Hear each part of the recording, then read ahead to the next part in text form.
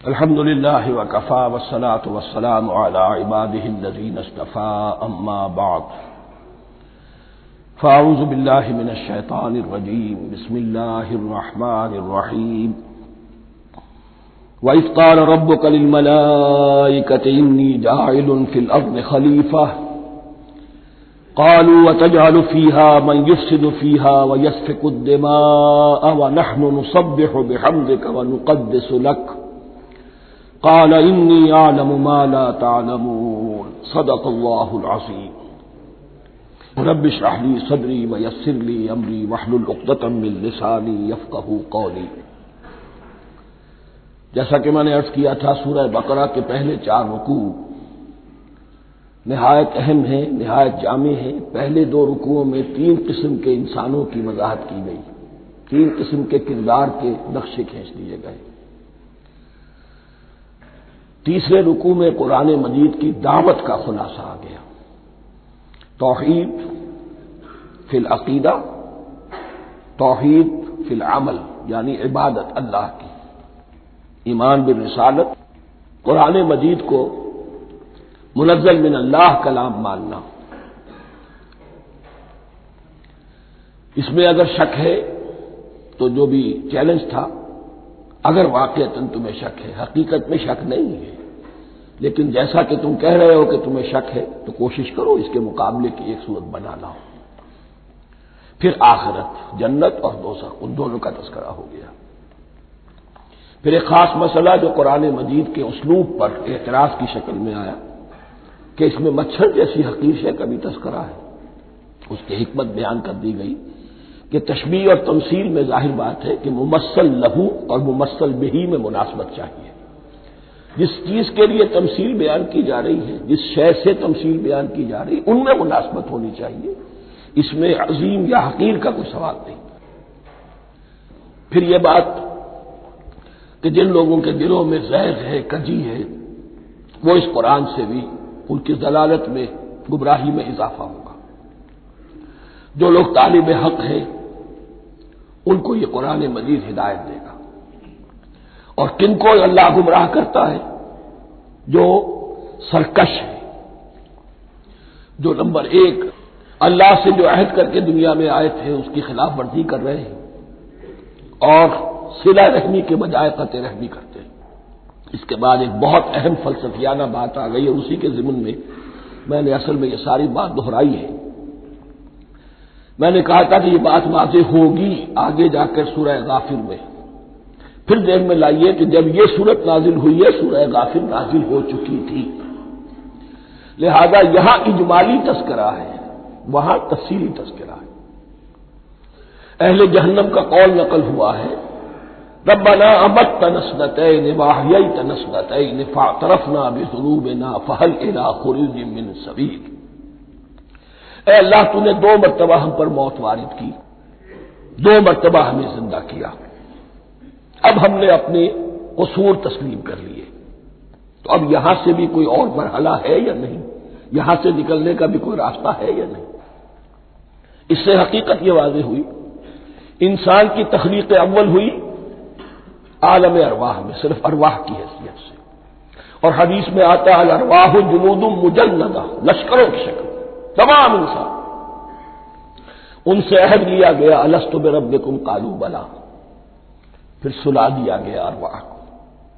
یہ گویا کہ پہلی موت تھی جو ہم گزار آئے۔ پھر عالم خلق کا مرحلہ آیا۔ عالم خلق میں یہ تناسل کے ذریعے سے رحم مادر میں جب ایک جنین تیار ہوتا ہے تو ایک حدیث ہے حضرت عبداللہ ابن مسعود سے، 4 مہینے کا جب جنین ہو جاتا ہے تو اس کے بعد وہ روح لا کر اس میں پھونک دی جاتی ہے۔ یہ گویا کہ احیاء اولا ہو گیا، پہلی مرتبہ کا زندہ کیا جانا، پہلی موت کی نیند سے جگا دیا گیا۔ اے تازہ واردان بساط ہوائے دل، اب ہم اس دنیا میں اس جسد کے ساتھ زندہ ہوئے، اب پھر موت آئے گی، جسد یہی چلا جائے گا جہاں سے آیا تھا، روح جہاں سے آئی تھی وہاں واپس جائے گی۔ ثم یمیتکم ثم یحییکم ثم الیہ ترجعون، پھر تمہیں اللہ کی طرف لوٹا دیا جائے گا۔ یہ ہے بہت گہرا نقطہ فلسفہ دین کا۔ اس کے بعد مضمون شروع ہو رہا ہے خلافت کا، جس کا اجمالی جو ہے تذکرہ تیسرے رکوع کی آخری آیت میں آ گیا۔ هو الذی خلق لکم ما فی الارض جميعا، زمین میں جو کچھ ہے اے انسانوں تمہارے لیے پیدا کیا گیا۔ اسی کے ساتھ جڑتا ہوا مضمون اب خلافت کا آ رہا ہے۔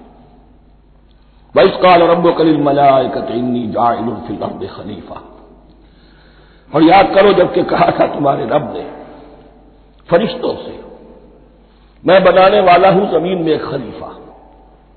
اب خلیفہ کی حقیقت کو سمجھیے، خلیفہ کسے کہتے ہیں؟ نائب۔ عام طور پر لوگوں کو مغالطہ ہوتا ہے کہ خلیفہ جانشین جو ہے وہ تو کسی کے موت کے بعد ہوتا ہے، زندگی میں تو نہیں ہوتا۔ لیکن یہاں اصل میں ہمارے لیے بہت آسان ہے، انسان کی جو اصل حقیقت ہے اس دنیا میں اس کو سمجھنے کے لیے یوں سمجھیے کہ ہم آج سے 50 سال پہلے انگریز کے غلام تھے۔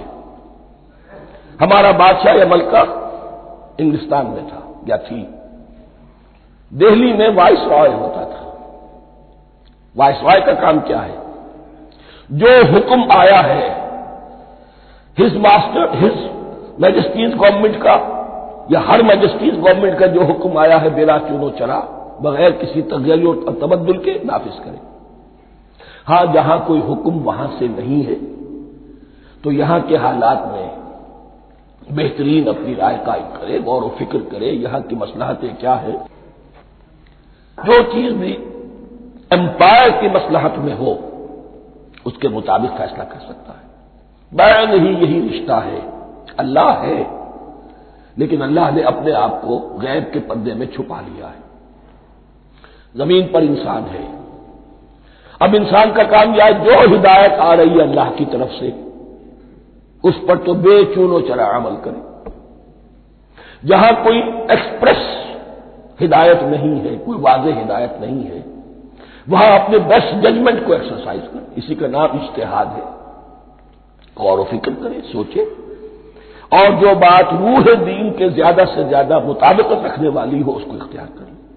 بین ہی یہی رشتہ ہے در حقیقت، رشتہ خلافت کہ جو اللہ اور انسان کے مابین ہے۔ اب یہ جو دی گئی ہے یہ حیثیت تمام انسانوں کو دی گئی ہے۔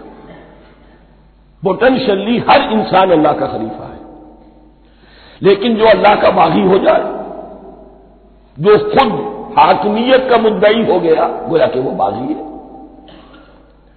اب اگر شاہجہاں بادشاہ تھا، اس کا کوئی ولی عہد تھا، اور ولی عہد جو ہے صبر نہیں کر سکتا، اپنے باپ کی زندگی ہی میں بغاوت کر دیتا ہے، حکومت حاصل کرنا چاہتا ہے، تو اب وہ کیا ہے؟ واجب القتل ہے۔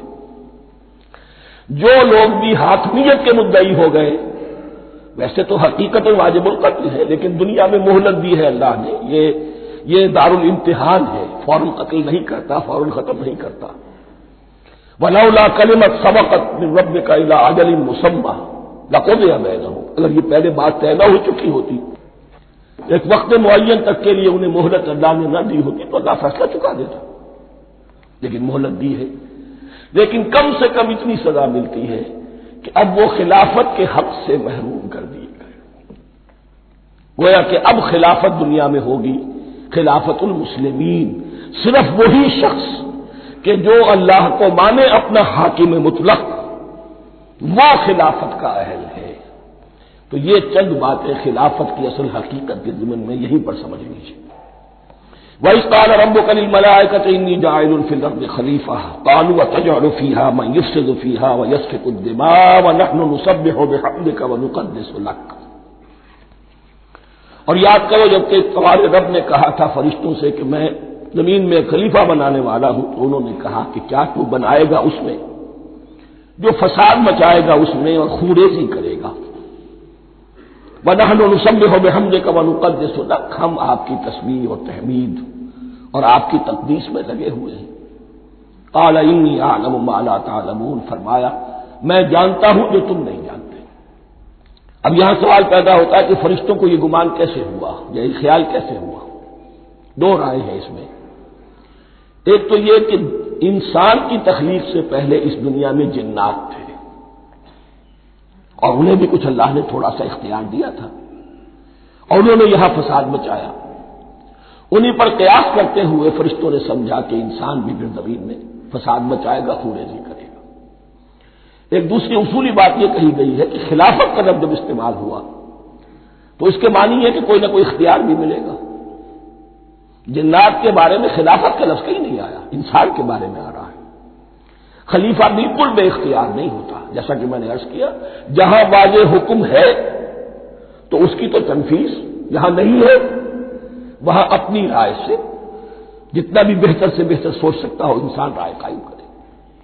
یہ اختیار جو ہے، ظاہر بات ہے جہاں اختیار ہوگا صحیح استعمال ہونے کا بھی امکان ہے، غلط استعمال ہونے کا بھی امکان ہے۔ اختیار تو بلکہ یہ کہ آپ کا پولیٹیکل سائنس کا تو ایکسیم یہ ہے، authority tends to corrupt and absolute authority corrupts absolutely.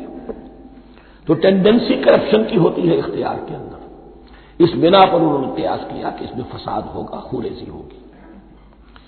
اللہ تعالیٰ نے فرمایا اپنی حکمتوں سے میں خود واقف ہوں، میں کیوں بنا رہا ہوں یہ میں جانتا ہوں، تم نہیں جانتے۔ وَعَلَّمَ آدَمَ الْأَسْمَاءَ كُلَّهَا، اور اللہ نے سکھا دیے آدم کو تمام کے تمام نام۔ اب اس میں بھی ایک رائے تو یہ ہے، بلکہ اس میں تقریباً اجماع ہے مفسرین کا، کہ اس سے مراد ہے تمام اشیاء کے نام، اور تمام اشیاء کے نام سے مراد ہے ان کی حقیقت کا علم۔ ہیومن نالج جو ہے، اگر آپ اس کا تجزیہ کریں گے تو وہ یہی ہے کہ انسان ایک چیز کو پہچانتا ہے، پھر اس کے لیے ایک نام رکھتا ہے یا کوئی ٹرم اس کے لیے قائم کرتا ہے۔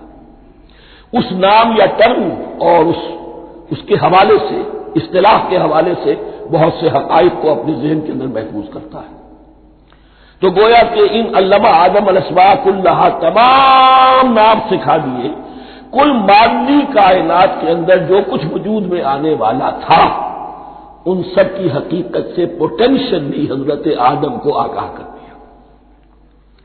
یہ پوٹینشل علم ہے، ہیومن نالج، جو ایکوائرڈ نالج ہے، جو انسان کو سم اور بسم اور اپنے اس دماغ کے کمپیوٹر کے ذریعے سے حاصل ہوتا ہے۔ ایک ہے ریویلڈ نالج جو اللہ وحی کے ذریعے سے بھیجتا ہے، ایک ہے ایکوائرڈ نالج، انسان خود علم حاصل کرتا ہے۔ اس نے آنکھوں سے دیکھا، کان سے سنا، نتیجہ نکالا، اور اس کمپیوٹر نے اس کو پروسیس کیا، اس نتیجے کو کہیں میموری کے اندر سٹور کر لیا۔ یہ کمپیوٹر ہے بہت بڑا۔ پھر کچھ اور دیکھا، کچھ اور سنا، کچھ چھو کر معلوم ہوا، کچھ چکھ کر معلوم ہوا، کچھ سونگ کر معلوم ہوا، کوئی اور نتیجہ نکلا، اسے وہ پاس میموری کے ساتھ اس کو ٹیلی کیا اور نتیجہ نکالا۔ اس طرح رفتہ رفتہ ان السمع والبصر والفؤاد کل اولئک کان عنہ مسئولا، یہ ایکوائرڈ نالج تین چیزوں سے انسان کو حاصل ہو رہا ہے، سماعت، بصارت اور یہ عقل، جو فائدہ اخذ کرتی ہے، جو اس کو پروسیس کرتی ہے، اس تمام جو سینس ڈیٹا اس کو مہیا ہوتا ہے سینس آرگن کے ذریعے سے۔ یہ علم ہے جو پوٹینشلی حضرت آدم کو دے دیا گیا، اس کی ایکسفولیشن ہو رہی ہے، اب درجہ بدرجہ وہ علم پھیل رہا ہے، بڑھ رہا ہے، اور بڑھتے بڑھتے کہاں تک پہنچے گا ہم کچھ نہیں کہہ سکتے، کہاں سے کہاں پہنچ گیا انسان۔ اس نصف صدی کے اندر علم انسانی میں جو ایکسپلوژن ہوا ہے، میں اور آپ اس کا تصور تک نہیں کر سکتے۔ اکثر بڑے بڑے جو سائنسدان ہیں انہیں تصور نہیں ہے، اس لیے کہ ایک شخص اپنی لائن فزکس کے بارے میں جانتا ہے کیا کچھ ہو گیا، یا فزکس کی بھی کسی شاخ کے بارے میں جانتا ہے، باقی دوسری جو لائن ہے اسے کچھ پتہ نہیں۔ اسپیشلائزیشن کا دور ہے، لہذا جو ایکسپلوژن کہا جائے، دھماکہ ہوا ہے علم کا، اس کا کوئی اندازہ نہیں ہے ہمارے پاس، اور کس تیزی کے ساتھ وہ چیز آگے بڑھ رہی ہے، کس تیزی کے ساتھ ایک چیز آج جو ایجاد ہوئی چند دنوں کے اندر اندر اس کے بعد اس کا نیا کوئی ورژن آ جاتا ہے اور یہ چیز جو ہے آبسولیٹ ہو جاتی ہے۔ کمیونیکیشن کے اندر جو انقلاب عظیم برپا ہوا ہے، تو آپ یہ سمجھیے کہ اقبال نے جو شعر کبھی کہا تھا کہ عروج آدم خاکی سے انجم سہمے جاتے ہیں، کہ یہ ٹوٹا ہوا تارا مہ کامل نہ بن جائے، اور یہ مہ کامل بنے گا کب؟ جب دجال کی شکل اختیار کرے گا۔ دجال کون ہوگا؟ جو ان تمام قواعد طبیعہ کے اوپر قابو پا لے گا، جب چاہے گا جہاں چاہے گا بارش برسائے گا، رزق کے تمام خزانے اپنے ہاتھ میں لے لے گا، جو اس کے اوپر ایمان لائے گا اسی کو ملے گا، کسی اور کو نہیں ملے گا. اس کی آواز پوری دنیا میں سنائی دے گی. وہ چند دنوں کے اندر پوری دنیا کا چکر لگا لے گا. یہ ساری چیزیں جو حدیث میں دجال کے بارے میں آئی ہیں وہ اسی علم آدم ایکوائرڈ نالج کے اس حد کو پہنچ جانا کہ وہ ٹوٹل مسٹریز نیچر کی جو ہے وہ اس پر منکشف ہو جائے اور ان قواعد طبیعہ کو وہ ہارنس کر لے، قابو میں لے آئے اور انہیں استعمال کرے. کبھی جب ہمارے کسی بہت 200-300ویں کوئی پیڑھی میں کوئی ہمارے جد امجد ہوں گے جنہوں نے کوئی چٹان دیکھی کہ گری، پتھر پر پتھر ٹکرایا تو آگ اس میں سے شعلہ نکلا، اس کا یہ مشاہدہ کافی ہو گیا آگ پیدا کرنے کے لیے. پتھروں کو ٹکراؤ آگ پیدا کر لو. یہ اس دور کی سب سے بڑی ایجاد تھی، آگ، انرجی. اب وہ انرجی کہاں سے کہاں پہنچی؟ وہ آگ نے بھاپ کی شکل اختیار کی، پھر ہم نے بجلی ایجاد کی، اور کب کیا ہے ایٹمک انرجی ہے اور ڈبل کیا کیا ہے اللہ اعلم. ان تمام چیزوں کا تعلق ہے خلافت ارضی کے ساتھ. لہذا فرشتوں کو جو بتایا گیا وہ یہ ہے کہ آدم کو علم بھی دیا جا رہا ہے، صرف اختیار ہی نہیں دیا جا رہا، علم دیا جا رہا ہے. وَعَلَّمَ آدَمَ الْأَسْمَاءَ كُلَّهَا ثُمَّ عَرَضَهُمْ عَلَى الْمَلَائِكَةِ، پھر ان تمام اشیاء کو پیش کیا فرشتوں کے سامنے. فَقَالَ أَنبِئُونِي بِأَسْمَاءِ هَؤُلَاءِ، اور فرمایا کہ مجھے بتاؤ ان چیزوں کے نام، ان کنتم صادقین، اگر تم سچے ہو. قالوا سبحانك لا علم لنا الا ما علمتنا، انہوں نے کہا پروردگار تو پاک ہے ہر نقص سے، ہر عیب سے، ہر ذوف سے، ہر احتیاج سے، مبرہ ہے، منزہ ہے، اعلیٰ ہے، عرفہ ہے. لا علم لنا الا ما علمتنا، ہمیں کوئی علم حاصل نہیں سوائے اس کے جو تو نے ہمیں سکھا دیا ہے.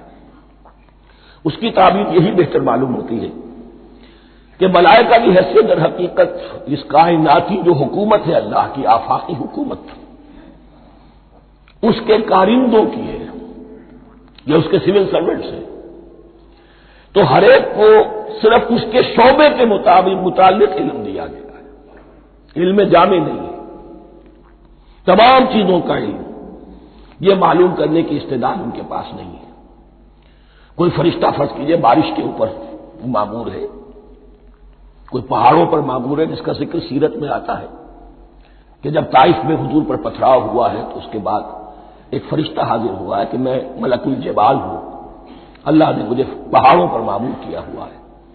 آپ اگر فرمائیں تو جن لوگوں نے آپ کو ستایا ہے، یہ جو طائف جن دو پہاڑوں کے درمیان یہ وادی ہے، ان کو آپس میں ٹکرا دو کہ یہ پس کر اور سرما بن جائے. آپ نے فرمایا نہیں، کیا عجب، اللہ تعالیٰ ان کی اگلی نسلوں کو ہدایت دے دے. تو فرشتے ہیں، کوئی پہاڑوں پر معمور ہے، کوئی کسی خدمت پر معمور ہے، ان کو علم دیا گیا ہے صرف انہی کی اپنی جو بھی فرائض منصبی ہیں ان کے شعبے سے متعلق، کل نہیں. جامعیت جو ہے علم کی وہ ہے کہ جو حضرت آدم علیہ السلام کو پوٹینشلی دے دی گئی اور جو اب بڑھتے بڑھتے ایک بہت جرابر درخت بن چکا ہے. سبحانک لا علم لنا الا ما علمتنا انک انت العلیم الحکیم. یقیناً آپ ہی کی ذات ہے جو کل کے کل علم کی حامل ہے اور جس کے اوپر حکمت بھی، جس کی حکمت بھی کامل ہے. باقی تو ہر مخلوق میں سے ہر ایک کا علم ناقص رہے گا. العلیم، کل علم کا جاننے والا تو تو ہی ہے. الحکیم، کل حکمت وہ تو تیرے ہی پاس ہے. قال یا آدم انبئہم باسمائہم، اللہ نے فرمایا کہ آدم ان کو بتاؤ ان کے نام. فلما انباہم باسمائہم، تو جب انہوں نے بتا دیے ان کو فرشتوں کو ان کے نام، قال الم اقل لکم انی اعلم غیب السماوات والارض، تو اللہ نے فرمایا کہ میں نے کہا نہیں تھا کہ میں جانتا ہوں آسمانوں اور زمین کی تمام غائب چیزوں کو جو تمہاری نگاہوں سے بھی اوجھل ہے، غیب. میں ہر شے کا جاننے والا ہوں. وَأَعْلَمُ مَا تُبْدُونَ وَمَا كُنتُمْ تَكْتُمُونَ، اور میں جانتا ہوں جو کچھ تم ظاہر کر رہے تھے اور جو کچھ تم چھپا رہے تھے. چھپانے میں محسوس ہوتا ہے کہ ان کی خواہش یہ تھی کہ خلافت ہمیں ملے. ہم خدام ادب ہیں، ہر وقت تسبیح و تحمید اور تقدیس میں مصروف ہیں، جو حکم ملتا ہے بجا لاتے ہیں، تو یہ خلافت کسی اور مخلوق کو کیوں ملے؟ یہاں صرف یہ اور بتا دوں کہ یہ چونکہ اب ایک تیسری مخلوق کا ذکر بھی بعد میں آئے گا، 3 صاحب تشخص مخلوقات ہیں اللہ کی، صاحب تشخص، صاحب شعور، جن میں میں کا شعور ہے، انا، میں۔ ایک ملائکہ ہے، ان کی تخلیق نور سے ہوئی ہے۔ ایک انسان ہے جن کی تخلیق گارے سے ہوئی ہے۔ ایک جنات ہیں جن کی تخلیق آگ سے ہوئی ہے۔ باقی حیوانات ہیں، ان میں شعور تو ہے، خود شعور ہی نہیں ہے۔ Self consciousness, this is world of difference between consciousness and self consciousness. انسان جب دیکھتا ہے تو اس کو یہ بھی معلوم ہے میں دیکھ رہا ہوں۔ کتا بلا دیکھتا ہے، اسے یہ اندازہ نہیں ہوتا کہ میں دیکھ رہا ہوں، دیکھنے کا ایک نتیجہ ہے جو نکل آتا ہے، لیکن میں کا وجود نہیں ہے۔ یہ انا، سیلف، ایگو، یہ انسان میں ہے، جنات میں ہے، شعور میں، اور فرشتوں میں ہے۔ ایک نوری مخلوق، ایک ناری مخلوق، ایک زمین کے اس کرسٹ میں، یہ جو مٹی اور گارے، مٹی اور پانی کا جو ملغوبہ ہے گارے کی شکل میں، اس سے بنا ہے۔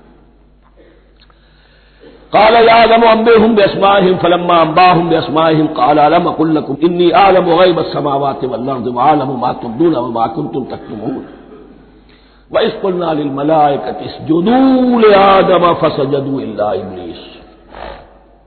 اور یاد کرو جب کہ ہم نے کہا فرشتوں سے سجدہ کرو سب کے سب آدم کو، جھک جاؤ آدم کے سامنے، فسجدوا، ان سب نے سجدہ کیا، الا ابلیس، سوائے ابلیس کے۔ پہلی بات تو یہ سمجھیے کہ تمام ملائکہ کے سجدے کی ضرورت کیا تھی؟ کیا یہ صرف تعظیماً تھا؟ اور تعظیماً اگر تھا تو کیا آدم خاکی کی تعظیم تھی یا کسی اور شے کی تعظیم تھی؟ مکی صورتوں میں یہ بات 2 جگہ واضح کی گئی ہے۔ فَإِذَا سَوَّيْتُهُ وَنَفَخْتُ فِيهِ مِن رُوحِي فَقَعُوا لَهُ سَاجِدِينَ، جب میں اس آدم کی تخلیق مکمل کر لوں اور اس میں اپنی روح میں سے پھونک دوں، تب گر پڑنا اس کے سامنے سجدے میں۔ تعظیم اگر ہے تو آدم خاکی کی نہیں ہے، اس کے اندر جو ڈیوائن ایلیمنٹ ہے، جو ڈیوائن سپارک ہے، جو روح ربانی ہے، میری روح، اس کی ہے۔ اور نمبر 2، اس کی حکمت کیا ہے، علت کیا ہے، غرض و غائب کیا ہے؟ جیسا کہ میں نے عرض کیا، اس کائنات کی اس حکومت کے کارندے تو وہ ہیں۔ خلیفہ بنایا جا رہا انسان کو، جب تک یہ ساری سول سروس اس کے تابع نہ ہو، خلافت کیسے کرے گا؟ دیکھیے میں جانا چاہتا ہوں، چوری کرنے کے لیے جانا چاہتا ہوں، راستے میں کتنے فیکٹرز ہوں گے، کتنے فزیکل فینومینا ہوں گے، میں چلنا چاہتا ہوں، میں زمین کو دھکیلتا ہوں، زمین مجھے دھکیلتی ہے، زمین مجھے نہ دھکیلے تو میں کیسے چلوں گا؟ یہ پوری کائنات جو ہے، یہ جب ہم کوئی ارادہ کرتے ہیں اور کوئی فیل کرتے ہیں تو اس فیل کے پورے ہونے میں، اس کے ظہور میں نہ معلوم کون کون سے ایلیمنٹس ہیں، کون کون سی فورسز آف دی نیچر ہیں جو ہمارے ساتھ موافقت کرتی ہے تو ہم وہ کام کر سکتے ہیں۔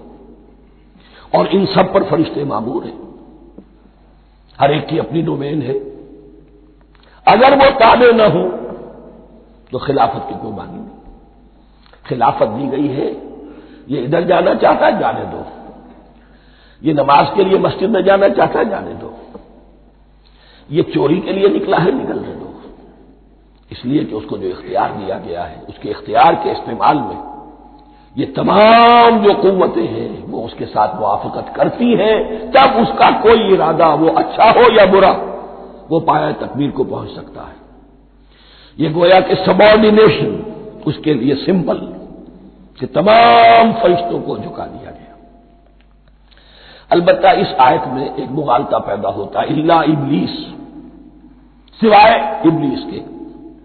مغالطہ یہ پیدا ہوتا ہے کہ شاید وہ بھی فرشتہ تھا، اس لیے کہ حکم تو فرشتوں کو دیا گیا تھا۔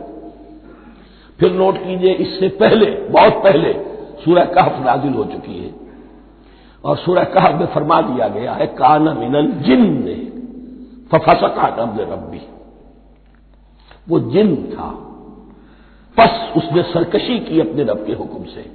فرشتے کی شان یہ نہیں ہے، وہ اللہ کے کسی حکم کی سرتابی نہیں کرتا. لا یعصون اللہ ما امرہم ویفعلون ما یؤمرون، وہ اللہ کے کسی حکم کی نافرمانی نہیں کرتے اور جو حکم ملتا ہے بجا لاتے. یہ جنات کے اندر اختیار تھا، جیسے اختیار انسانوں کو دیا گیا ہے. جنات میں نیک بھی ہے، بد بھی ہے، اعلیٰ بھی ہے، ادنا بھی ہے، جیسے انسانوں میں.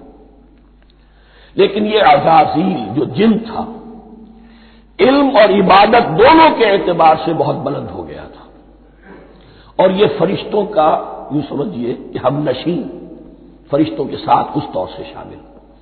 جیسے بہت سے انسان بھی اگر اپنی بندگی میں، زہد میں، عبادت میں، نیکی میں ترقی کرے تو ان کا ملائے اعلیٰ کے ساتھ، عالم ارواح کے ساتھ، عالم ملائکہ کے ساتھ ایک رابطہ قائم ہوتا ہے.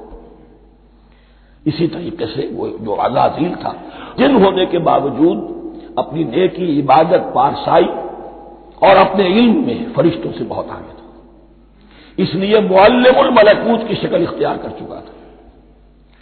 اس کو اپنی زون تھا. یہ بات جیسا کہ میں نے عرض کیا 7 مرتبہ قرآن میں یہ بات آئی ہے، قصہ ابلیس و آدم، کہ فرشتوں کو حکم ہوا کہ سجدہ کرو، سب جھک گئے، ابلیس نے سجدے سے انکار کر دیا 7 مرتبہ. یہ 7ویں مرتبہ ہے جو ہم پڑھ رہے ہیں. مصحف میں پہلی مرتبہ آ رہا ہے، ترتیب نزول میں 7ویں مرتبہ آ رہا ہے. یہ آدم و ابلیس کا قصہ اس سے آگے سورہ اعراف میں آئے گا، پھر سورہ ہجر میں آئے گا، سورہ بنی اسرائیل میں آئے گا، سورہ کہف میں آئے گا، سورہ طٰہٰ میں آئے گا، سورہ صاد میں آئے گا. 6 مرتبہ مکی قرآن میں، 1 مرتبہ یہاں. تو یہاں اشارہ نہیں کیا، اس لیے مغالطہ ہو سکتا ہے. لیکن یہ کہ سورہ کہف میں آپ کو بتا چکا ہوں، کان من الجن ففسق عن امر ربی، اس نے اپنے رب کے حکم سے سرتابی کی. نام اس کا عزازیل تھا. ابلیس اس کا صفاتی نام ہے اب، اس لیے کہ اب ابلیسوں کے معنی ہوتے ہیں مایوس ہو جانا. یہ اللہ کی رحمت سے بالکل مایوس ہے، اور مایوس جو ہو جائے وہ شیطان ہو جاتا ہے. اب میرا تو چھٹکارا نہیں ہے، جتنوں کو برباد کر سکوں کروں.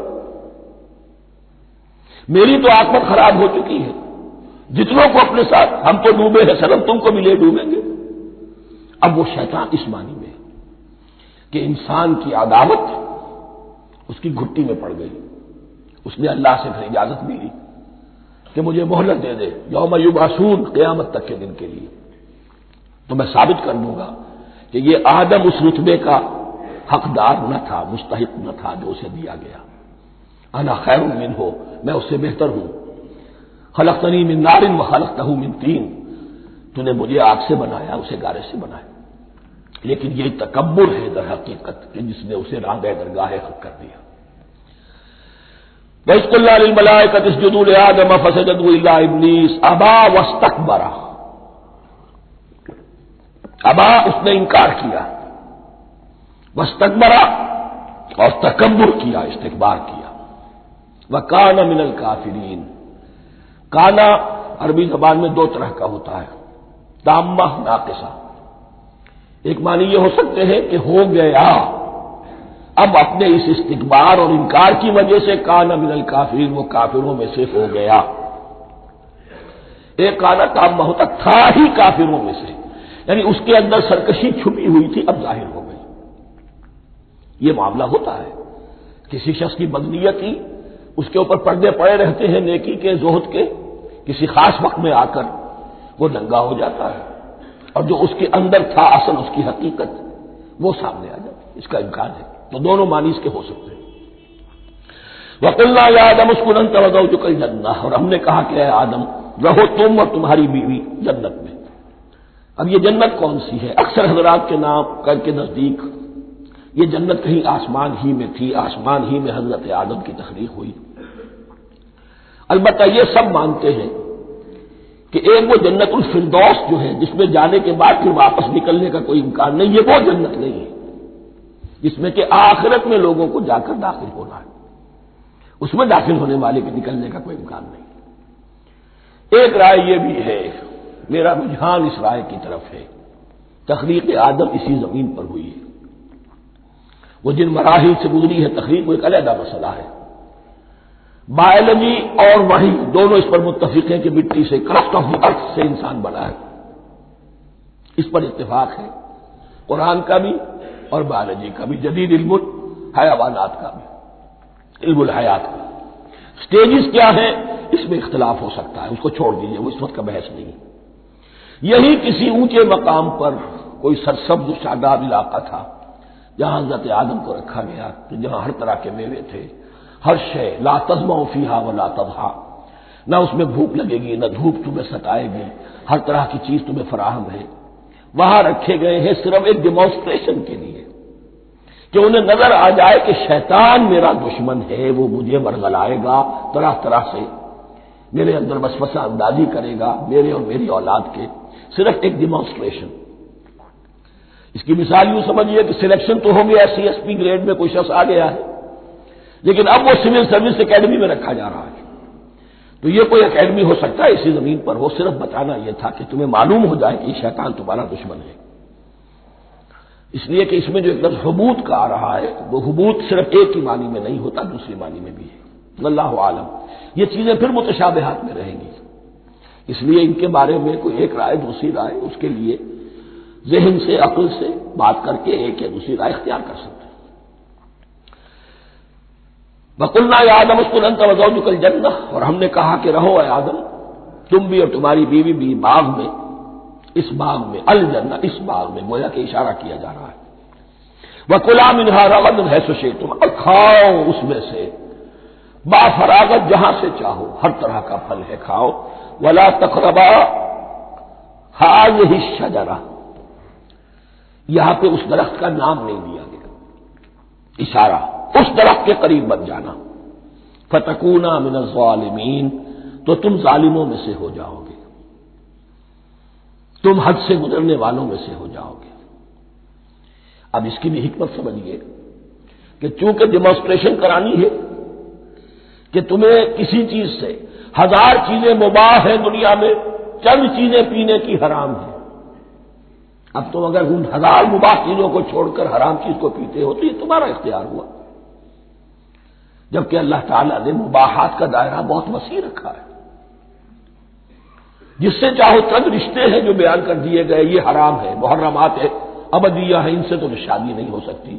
باقی کسی مسلمان عورت سے دنیا کے کسی کونے میں وہ شادی کر سکتے، کروڑوں کے آپشنز آپ کے لیے خالی کھلے ہیں، لیکن پھر بھی انسان شادی نہ کرے، زنا کرے، یہ گویا کہ اس کی اپنی خباثت نفس ہے۔ ایک نہیں، دو دو، تین تین، چار چار تک شادی کرو، اجازت ہے تمہیں۔ تو اس اعتبار سے مباحات، اب یہ پورا باغ تمہارے لیے مباح ہے، بس ایک درخت ہے اس کے پاس نہ جانا، اور درخت کا نام لینے کی کوئی ضرورت نہیں، تو آزمائش تھی نا، صرف ایک آزمائش اور اس کی ڈیمانسٹریشن۔ فَأَزَلَّهُمَا الشَّيْطَانُ عَنْهَا، تو پھسلا دیا ان دونوں کو شیطان نے اس درخت کے بارے میں۔ اب وہ کس کس طریقے سے پھسلایا، یہ بھی جیسا کہ میں نے عرض کیا 6 مرتبہ چونکہ یہ قصہ آ چکا ہے، اس کی آپ کو سورہ طٰہٰ میں تفصیل ملے گی، کس کس طریقے سے پھسلایا اور اس بات کے لیے تیار کیا۔ فَأَخْرَجَهُمَا مِمَّا كَانَا فِيهِ، تو نکلوا دیا ان دونوں کو اس کیفیت میں سے جس میں کہ وہ تھے، وہ کیفیت کہ نہ کوئی مشقت ہے، نہ کوئی محنت ہے، اور انسان کو ہر طرح کا اچھے سے اچھا پھل مل رہا ہے، تمام ضروریات فراہم ہیں، اور خاص کوئی حلہ جنت ہے جس کا کہ لباس بھی عطا کیا گیا ہے۔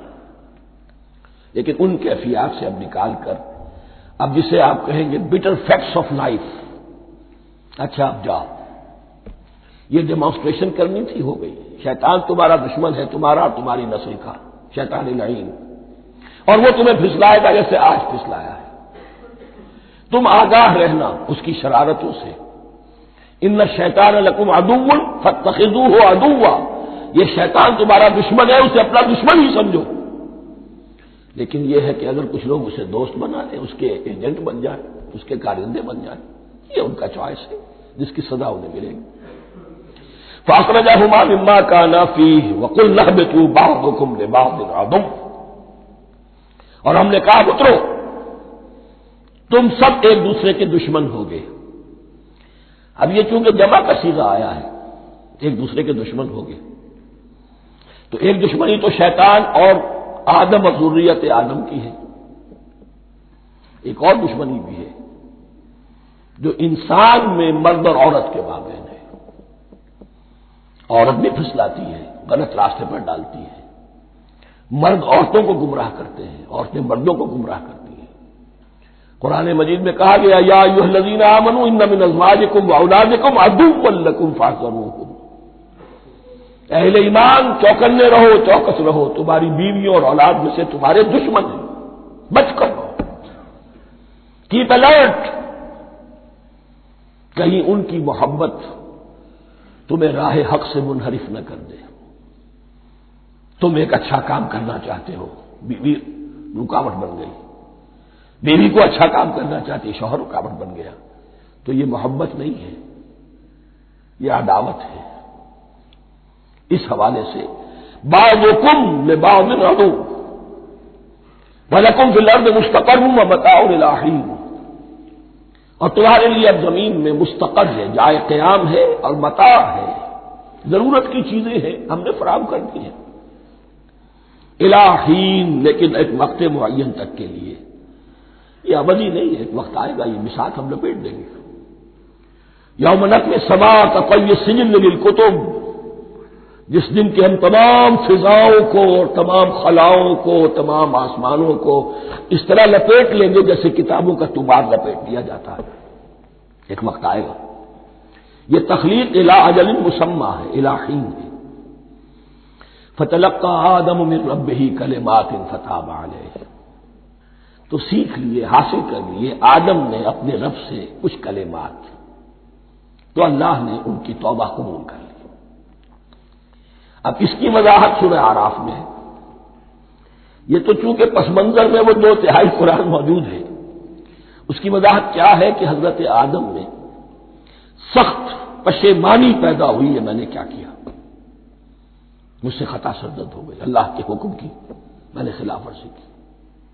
لیکن ان کے پاس الفاظ نہیں تھے کن الفاظ میں اللہ سے استغفار کریں، کن الفاظ میں اللہ سے معافی چاہے. اللہ کی رحمت یہ ہوئی کہ اللہ نے الفاظ انہیں خود تلقین فرما دی. یہ اللہ کی شان رحیمی ہے. اصل شے جو ہے وہ انسان کے اندر گناہ پر ندامت کا پیدا ہو جانا ہے، یہ اصل توبہ ہے.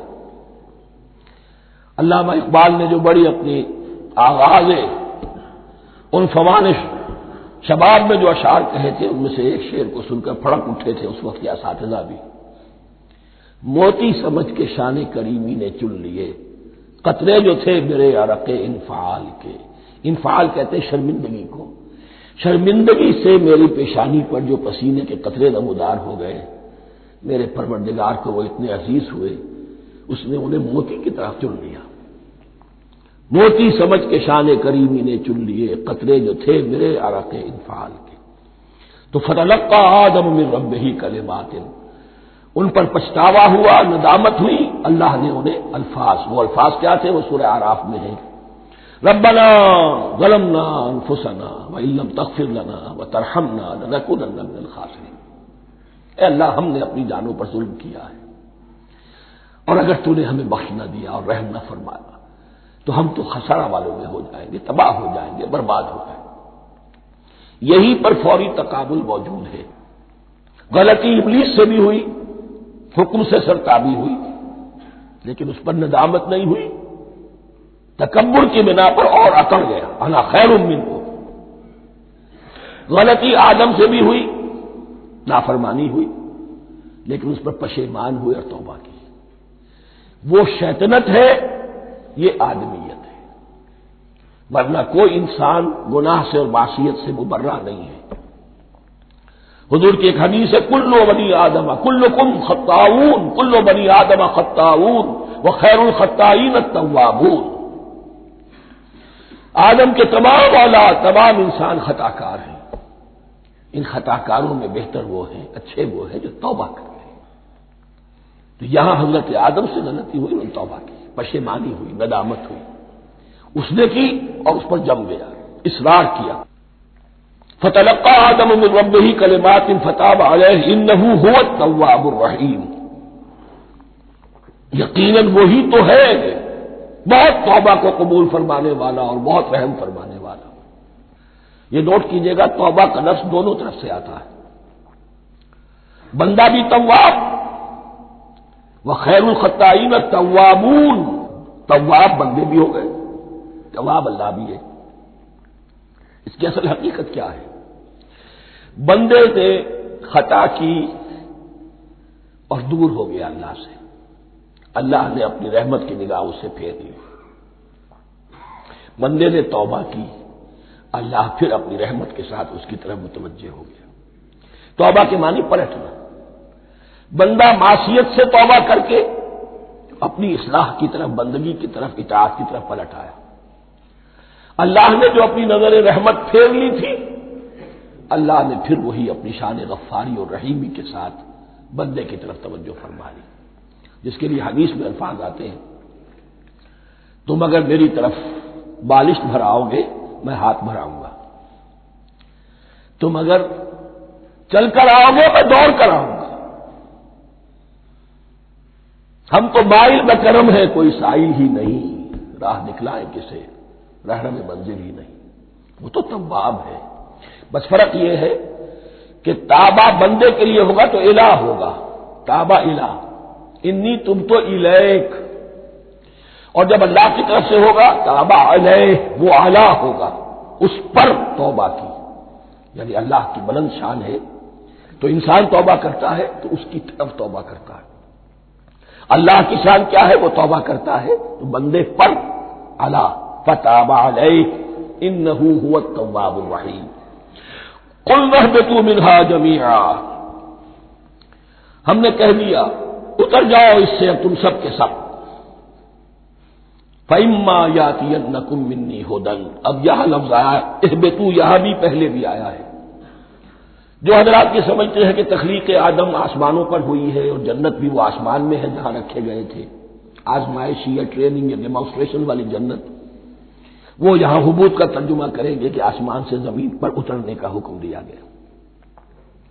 جو لوگ سمجھتے ہیں یہی کسی بلند مقام پر تھے، وہ کہتے ہیں کہ نیچے اترو، کسی بڑی اونچی سطح مرتفع پر اگر کوئی جگہ تھی تو اب نیچے اترو اور جاؤ، اب تمہیں زمین میں ہل چلانا پڑے گا اب روٹی حاصل کرنے کے لیے.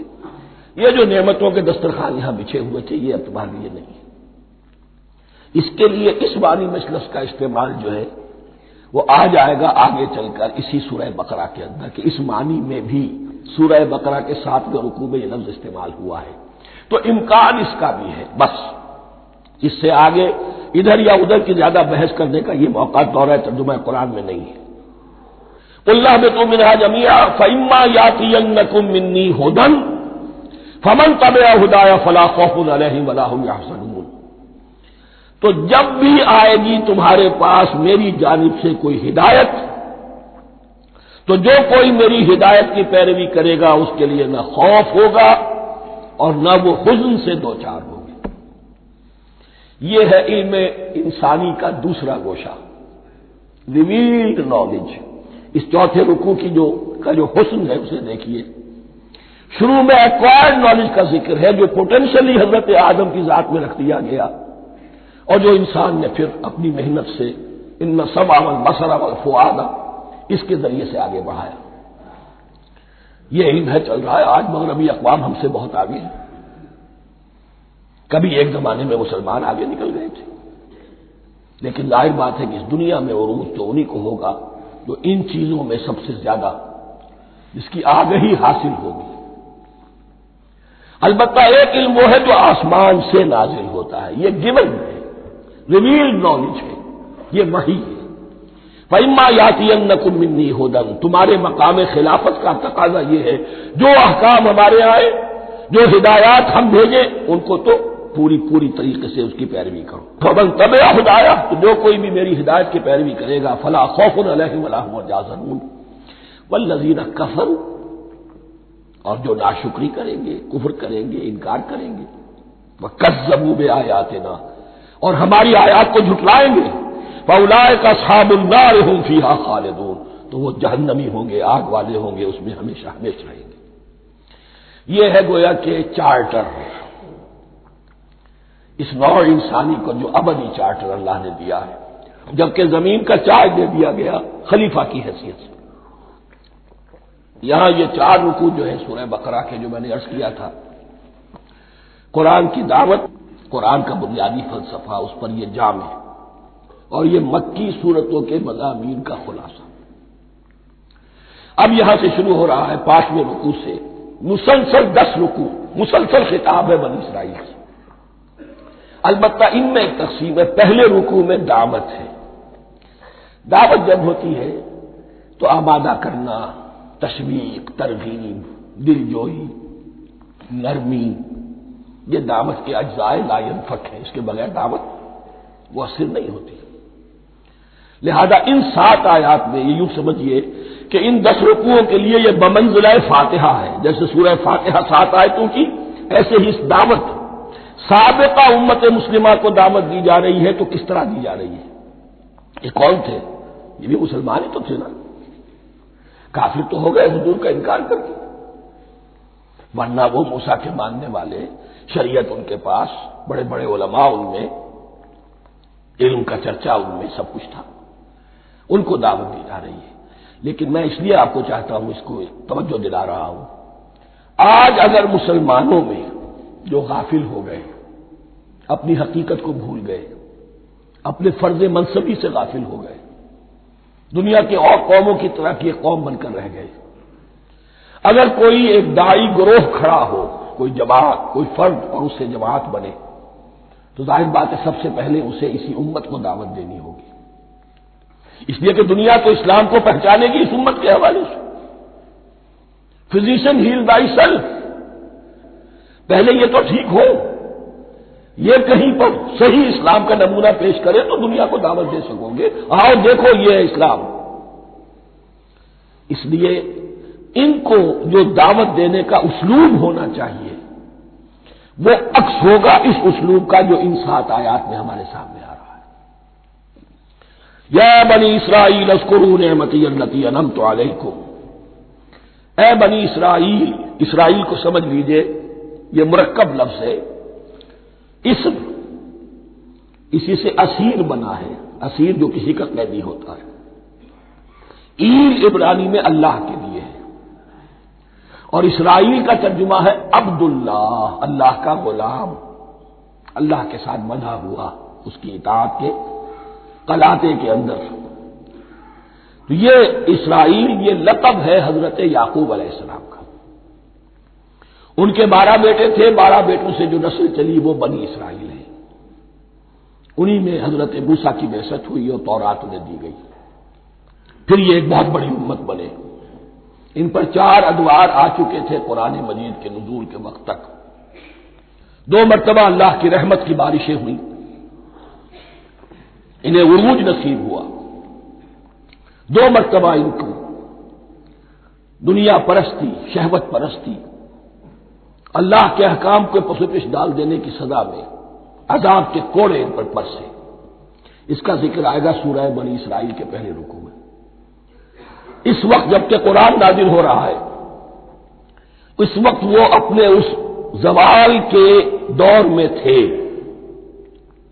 حال یہ تھا کہ حضور صلی اللہ علیہ وسلم کی بعثت سے پہلے ہی 2nd ٹیمپل بھی شہید کیا جا چکا تھا، گرایا جا چکا تھا۔ حضرت سلیمان نے جو بنایا تھا ہیکل سلیمانی، جس کو یہ 1st ٹیمپل کہتے ہیں، اسے نیبوکدنیزر نے گرا دیا تھا حضرت مسیح سے بھی کئی سو سال پہلے۔ لیکن اس کے بعد پھر یہ رومنز نے سن 70 عیسوی میں حضور کی ولادت سے 500 برس پہلے ان کا یہ یروشلم تباہ و برباد ہوا، اس میں لوگوں کو قتل کیا گیا، قتل عام ہوا، اور 2nd ٹیمپل جو ہے وہ بھی گرا دیا گیا، جو اب تک گرا پڑا ہوا ہے۔ صرف ایک ویلنگ وال ہے جس کے پاس جا کر یہودی جو ہے ماتم کر دیتے ہیں، روتے ہیں، اور اب وہ بنانے پر تلے ہوئے ہیں اپنا 3rd ٹیمپل، اس کے نقشے بن چکے ہیں، بلو پرنٹ بن چکے ہیں۔ لیکن بہرحال جس وقت قرآن نازل ہو رہا تھا یہ بہت ہی پستی میں تھے۔ اس کے بارے میں فرمایا، اے بنی اسرائیل ذرا یاد کرو میرے اس انعام کو جو تم پر ہوا، وہ انعام کیا ہے؟ میں نے تمہیں اپنی کتاب دی، نبوت سے سرفراز فرمایا، اپنی شریعت تمہیں عطا فرمائی، تمہیں داؤد، تمہارے اندر داؤد اور سلیمان جیسے بادشاہ اٹھائے جو بادشاہ بھی تھے، نبی بھی تھے۔ وَأَوْفُوا بِعَهْدِي، اور میرے وعدے کو پورا کرو تاکہ میں بھی اپنے وعدے کو پورا کروں۔ یہ وعدہ ہے جو کتاب استثناء جو ہے اولڈ ٹیسٹمنٹ کی، ڈیوٹرانومی، اس کے 18ویں باب کی آیت نمبر 18-19 میں ہے۔ حضرت موسیٰ سے خطاب کر کے اس میں اللہ نے یہ الفاظ فرمائے، میں ان کے بھائیوں میں سے تیرے مانند ایک نبی برپا کروں گا اور اس کے منہ میں اپنا کلام ڈالوں گا، اور وہ وہی کچھ بتائے گا جو میں اس سے کہوں گا۔ یہ گویا کہ حضرت موسیٰ علیہ السلام کی امت کو بتایا جا رہا تھا کہ نبی آخر الزماں آئیں گے اور تمہیں انہیں قبول کرنا ہے۔ قرآن مجید میں اس کا بڑا تفصیلی ذکر سورہ اعراف میں آئے گا انشاءاللہ، لیکن یہاں فرمایا اوفوا بعہدی اوف بعہدکم، تم میرا عہد پیرا پورا کرو، میرے اس نبی کو تسلیم کرو، اس پر ایمان لاؤ، اس پر کی صدا پر لبیک کہو، تو میں تمہیں میرے انعام و اکرام اور بڑھتے چلے جائیں گے۔ وَإِيَّايَ فَارْهَبُونِ، اور صرف مجھ سے ڈرو۔ وَآمِنُوا بِمَا أَنزَلْتُ مُصَدِّقًا لِمَا مَعَكُمْ، اور ایمان لاؤ اس پر جو میں نے نازل کیا ہے، جو تمہارے پاس جو تورات ہے اس کی تصدیق کرتے ہوئے آیا ہے۔ اس کے دو معنی ہے، ایک تو قرآن تصدیق کرتا ہے تورات کی اور انجیل کی، فیہا ھدی ونور، فیہ ھدی ونور، اور دوسرے یہ کہ قرآن اور محمد صلی اللہ علیہ وسلم ان پیشین گوئیوں کے مصداق بن کر آئے ہیں جو تورات میں تھی، ورنہ وہ پیشین گوئیاں جھوٹی ثابت ہوتی۔ ان کے مصداق کون ہے؟ قرآن اور محمد صلی اللہ علیہ وسلم، یہ دونوں معنی اس کے ہیں۔ وَآمِنُوا بِمَا أَنزَلْتُ مُصَدِّقًا لِمَا مَعَكُمْ وَلَا تَكُونُوا أَوَّلَ كَافِرٍ بِهِ، اور دیکھو تم ہی سب سے پہلے ان کا کفر کرنے والے نہ بن جاؤ۔ تمہیں تو سب کچھ معلوم تھا، تم تو منتظر تھے، تم تو آخری نبی کے انتظار میں تھے اور ان کے حوالے سے دعائیں کیا کرتے تھے کہ اللہ اس نبی آخر الزمان کے واسطے سے ہماری مدد فرما اور کافروں کے مقابلے میں ہمیں فتح عطا فرما۔ یہ آئے گا آگے چل کر اسی سورہ بقرہ کے اندر۔ لیکن اب تم ہی سب سے بڑھ کر کافر ہو گئے، تم ہی سب سے بڑھ کر دشمن ہو گئے۔ وَلَا تَكُونُوا أَوَّلَ كَافِرٍ بِهِ وَلَا تَشْتَرُوا بِآيَاتِي ثَمَنًا قَلِيلًا، اور دیکھو میری ان آیات کے عوض حقیر سی قیمت قبول نہ کرو۔ یہ آیات الہیہ ہیں، ان کو رد کر رہے ہو، کس لیے؟ ہماری مسندیں، ہماری حیثیت، ہماری چودراہٹیں، کہیں ان پر کوئی آنچ نہ آ جائے۔ حقیر سی چیزیں، یہ صرف اس دنیا کا سامان، اس کے سوا کچھ نہیں۔ وَلَا تَشْتَرُوا بِآيَاتِي ثَمَنًا قَلِيلًا وَإِيَّايَ فَاتَّقُونِ، اور صرف مجھ میں اس سے تقوی اختیار کرو، میرا تقوی اختیار کرو۔ وَلَا تَلْبِسُوا الْحَقَّ بِالْبَاطِلِ وَتَكْتُمُوا الْحَقَّ وَأَنْتُمْ تَعْلَمُونَ، اور نہ گڑبڑ کرو حق کے ساتھ باطل کو، اور بس چھپاؤ حق کو، ذرا حالے کہ تم جانتے ہو۔ یہ بات اچھی طرح نوٹ کرنی ہے، جانتے بوجھتے کرنا، ایک ہے مغالطے میں کرنا، وہ ضلالت ہے، گمراہی ہے۔